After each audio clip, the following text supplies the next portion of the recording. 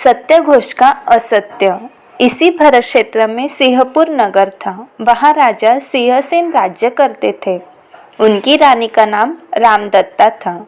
उसी नगर में एक पुरोहित रहता था। उसका नाम श्रीभूत था। वह बड़ा ही ठगिया था। लोगों को धोखा देने के लिए उसने अपने जनेऊ में एक छोटा सा चाकू बांध रखा था और लोगों से कहा करता था कि यदि मैं भूल से झूठ बोल जाऊं तो इस चाकू से अपनी जीभ काट डालो। उसने अपने आप ही अपना नाम सत्यघोष रख लिया था। बस्ती के लोग उसका बहुत भरोसा करते थे, परंतु वह सत्यघोष किसी किसी की धरोहर तो लौटा देता था और कई मनुष्यों की नहीं लौटाता था। कोई कोई राजा के पास जाकर उसकी कंप्लेंट भी करते थे, परंतु सत्यघोष ने राजा के चित्त पर अपना बड़ा प्रभाव जमा रखा था। इससे राजा किसी की भी नहीं सुनता था। इसी राज्य में समुद्रदत्त नाम का व्यापारी रहता था। उसकी इच्छा परदेश में जाकर व्यापार करने की थी। उसने सोचा कि कहीं व्यापार में तोटा पड़े या जहाज आदि डूब जावे तो यहाँ पर रखा हुआ धन काम आएगा। इसलिए उसने सत्यघोष के पास अपने 5 रत्न जमा कर दिए और रत्नद्वीप को चला गया। वहाँ कई दिनों तक रहकर उसने बहुत सा धन कमाया। जब लौटकर आने लगा तो वैसा ही हुआ जैसा कि उसने सोचा था। उसका जहाज टकराकर फट गया, जिससे उसके साथी और सब धन समुद्र में डूब गया। बेचारा समुद्रदत्त जहाज के एक टुकड़े के सहारे तैरता कठिनाई से किनारे पर आ सका और सीधा सत्यघोष के पास चला आया। सत्यघोष ने जहाज डूबने की बात पहले ही सुन ली थी। समुद्रदत्त को आता देखकर उसने समझ लिया कि यह अपने रत्न अवश्य मांगेगा। इसलिए सत्यघोष ने एक नाटक रचा। वह अपने पास जो भी बैठे थे उनसे कहने लगा कि आज कुछ अशुभ होना रे। देखो, वह भिखारी सा आ रहा है। जान पड़ता है कि वह वही मनुष्य है जिसका जहाज कल डूब गया सुना था। धन डूब जाने से वह पागल सा हो गया है। दिखता है न जाने मुझसे क्या मांगेगा। इतने में समुद्रदत्त आ ही गया और नमस्कार करके 5 रत्न मांगने लगा। तब सत्यघोष ने पास के बैठने वालों से कहा कि देखो जी, मैंने जो पहले ही कहा था वही निकला। और समुद्रदत्त को उत्तर दिया कि मैं तो तुझे पहचानता भी नहीं हूँ। तू कौन है? फिर तेरे रत्न मेरे पास कहाँ से आए? धन डूब जाने से तू पागल सा हो गया दिखता है। किसी और के यहाँ रखकर भूल से यहाँ मांगने आ गया मालूम पड़ता है। सत्यघोष ने समुद्रदत्त से ऐसी बहुत सी बातें कही और खूब डांट लगाई। फिर उसे अपने नौकरों के साथ राजा के पास भेज दिया कि यह दरिद्री हमें बिना कारण कष्ट देता है, आप इसका कुछ प्रबंध कर दें।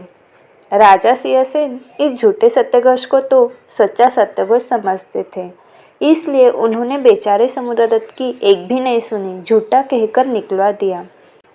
पापी सत्यघोष के द्वारा ठगा जाने से बेचारा समुद्रदत्त सचमुच पागल सा हो गया।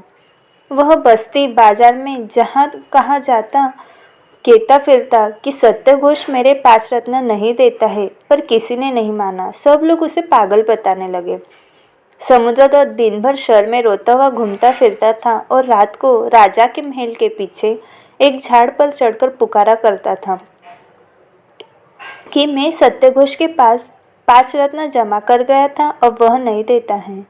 ऐसा करते उसे 6 माह हो गए। एक दिन महारानी रामदत्ता का एक ही वाक्य से चिल्लाना सुनकर राजा से कहा कि आप सत्यघोष के ढोंगी में न भूल जावे, बेचारे समुद्रदत्त का ठीक न्याय करें। राजा ने रानी के कहने से समुद्रदत्त को बुलवाया तो उसने सब सत्य वार्ता राजा से कही सुनाई। राजा ने रानी से कहा कि समुद्रदत्त की बात तो सच जान पड़ती है, पर इसका भेद खुलने का उपाय नहीं सोचता। रानी ने कुछ देर तक सोच विचार कर राजा से कहा कि मैं इसका उपाय सोचूंगी। दूसरे दिन रानी ने सत्यघोष को अपने महलों में बुलवाया और चौपट खेलने को कहा। पुरोहित महाराज रानी का कहना न टाल सके और डरते डरते चौपट खेलने लगे। रानी ने पहले ही बाजी में पुरोहित जी की अंगूठी जीत ली। वे उन्हें तो खेली खिलाती रही और चुपचाप दासी को बुलाकर कहा कि तुम सत्यघोष के घर जाओ और उनकी स्त्री से कहो कि सत्यघोष ने यह निशानी तुम्हारे पास भेजी है और समुद्रदत्त के 5 रत्न मंगाए हैं। दासी उस सत्यघोष के घर गई और उसकी स्त्री से कहने लगी कि सत्यघोष ने यह अंगूठी पहचान के लिए भेजी है और समुद्रदत्त के 5 रत्न मंगाए हैं। पुरोहितन ने दासी को उत्तर दिया कि यह अंगूठी पुरोहित की जैसी जाना पड़ती है, पर उन्हीं की है या नहीं इसका ठीक विश्वास नहीं होता। दासी लौटकर रानी के पास पहुंच नहीं पाई थी कि वहां रानी ने पुरोहित जी का चाकू और जनेऊ भी जीत लिया था। जब दासी ने पुरोहितन का उत्तर रानी को सुनाया, तब रानी ने वह जीता हुआ जनेऊ और चाकू दासी को सौंपकर फिर पुरोहितन के पास भेजा और पुरोहित जी को खेल में लगाए रही। दासी फिर सत्यघोष की स्त्री के पास गई और जनेऊ तथा चाकू उसके हाथ में देकर कहने लगी कि अब भी आपको संदेह है? अब कृपा कर समुद्रदत्त के 5 रत्न मुझे दे दीजिए। चाकू और जनेऊ देखकर सत्यघोष की स्त्री को पक्का भरोसा हो गया। वह दासी की बातों में आ गई। इससे उसने 5 रत्न दासी को दे दिए। दासी ने जाकर 5 रत्न चुपचाप रानी को दे दिए। रानी ने प्रसन्न होकर खेल समाप्त किया और पुरोहित जी घर को विदा हुए।